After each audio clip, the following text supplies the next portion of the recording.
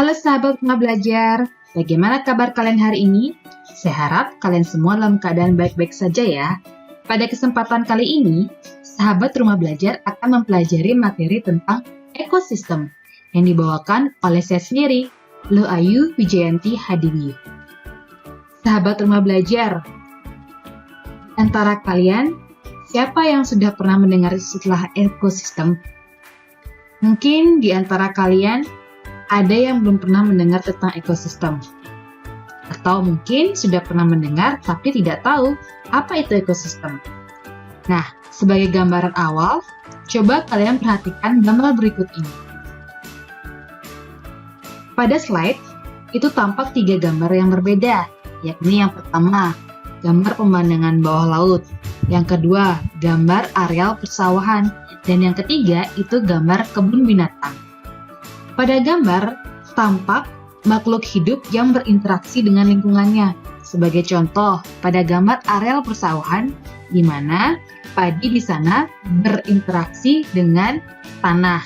Demikian juga pada gambar pemandangan bawah laut, ikan di dalamnya berinteraksi dengan air. Nah, interaksi antara makhluk hidup dengan lingkungannya itulah yang disebut dengan ekosistem. Bagaimana sahabat Rumah Belajar? Kalian sudah paham apa itu ekosistem? Saya harap sudah ya.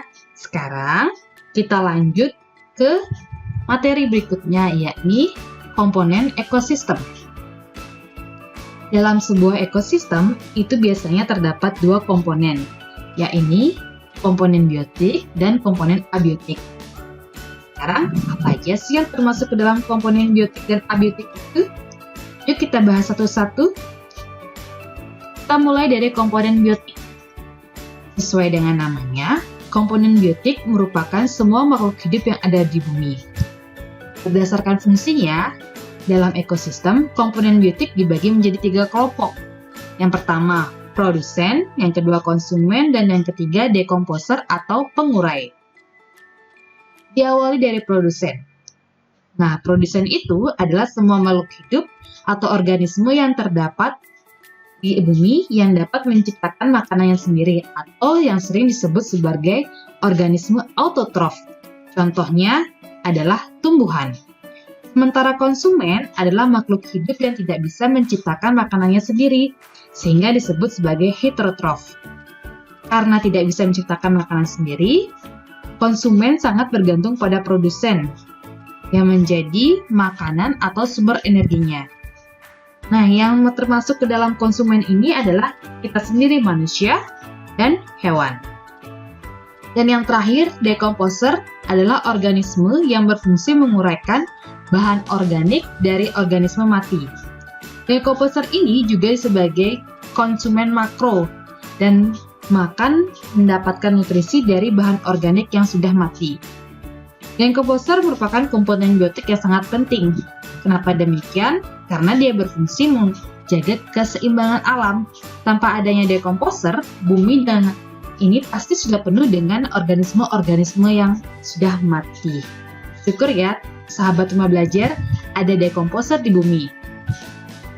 Nah, komponen yang kedua adalah komponen abiotik. Komponen abiotik ini sama seperti namanya, itu terdiri dari makhluk tak hidup. Contohnya, itu ada air, cahaya matahari, udara, tanah, dan suhu. Di mana komponen-komponen abiotik ini sangat mempengaruhi kehidupan makhluk hidup di bumi. Materi selanjutnya adalah mengenai interaksi komponen ekosistem. Kita mulai dari yang pertama, yakni antara komponen abiotik dengan komponen biotik. Coba diperhatikan. Pada gambar pertama itu menunjukkan interaksi antara tanah dengan bintil akar. Tanah mendapatkan nitrogen dari sel bakteri Rhizobium yang bersimbiosis dengan bintil akar.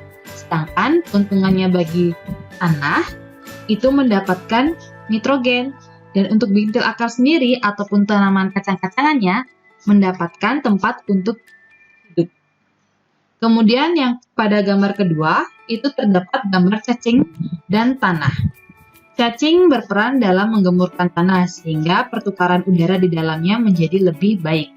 Selain itu juga, cacing berfungsi untuk memakan sisa-sisa tumbuhan yang sudah layu atau membusuk, sehingga tanaman menjadi subur. Dan untuk cacing sendiri, dia mendapatkan tempat untuk hidup dan berkembang. Nah, interaksi yang kedua adalah antara komponen biotik dengan biotik. Yang pertama itu ada interaksi kompetisi. Kompetisi merupakan persaingan beberapa organisme yang membutuhkan makanan yang sama. Nah, pada gambar tampak ada 3 makhluk hidup yang saling berkompetisi, yakni yang pertama kupu-kupu, lebah, dan burung kolibri.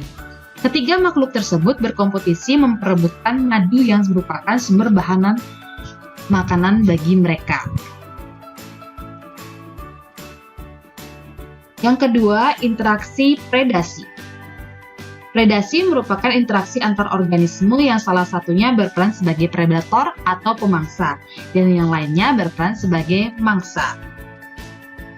Predasi dapat terlihat jelas pada rantai makanan dan jaring-jaring makanan. Predasi ini mutlak dalam kehidupan. Kenapa demikian? Karena apabila tidak ada predator, pasti populasi mangsa akan meningkat dalam sebuah ekosistem dan ini akan menyebabkan ketidakseimbangan di alam. Yang ketiga, simbiosis mutualisme. Merupakan interaksi antara dua makhluk hidup yang berbeda dan saling menguntungkan. Sebagai contohnya, antara kerbau dengan burung jalak.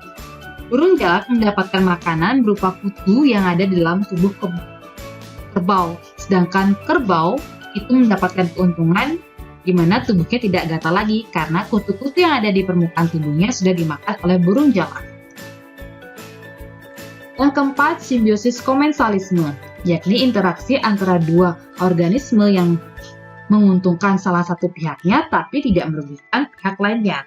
Sebagai contohnya antara anggrek dengan tumbuhan inang. Di sini, anggrek sangat diuntungkan karena dapat memperoleh sinar matahari karena dia menempel pada tanaman dalam posisi yang lebih tinggi sehingga mempermudah proses fotosintesis. Sedangkan untuk pohon itu sendiri tidak diuntungkan ataupun tidak dirugikan karena tumbuhan anggrek tidak mengambil makanan dari tumbuhan inang. Selanjutnya, simbiosis parasitisme merupakan interaksi antara dua organisme yang menguntungkan salah satu pihak dan merugikan pihak lainnya. Sebagai contoh, tali putri dengan tumbuhan inang. Di sini tali putri berperan sebagai parasit, sedangkan tumbuhan inangnya misalnya pohon beluntas. Pohon beluntas dirugikan. Kenapa demikian?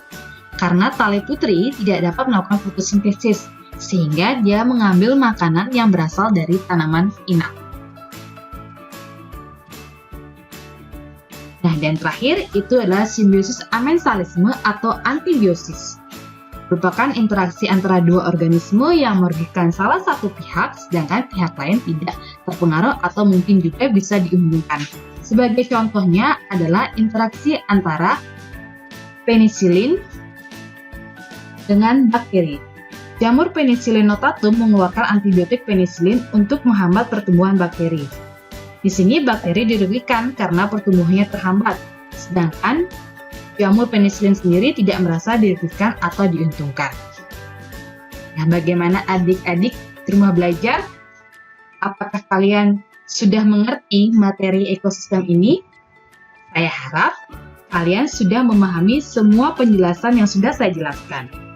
Nah, untuk memperjelas pemahaman kalian, saya memberikan sekalian sedikit tugas, yakni cobalah cari beberapa contoh interaksi antara komponen biotik dengan biotik yang ada di lingkungan kalian.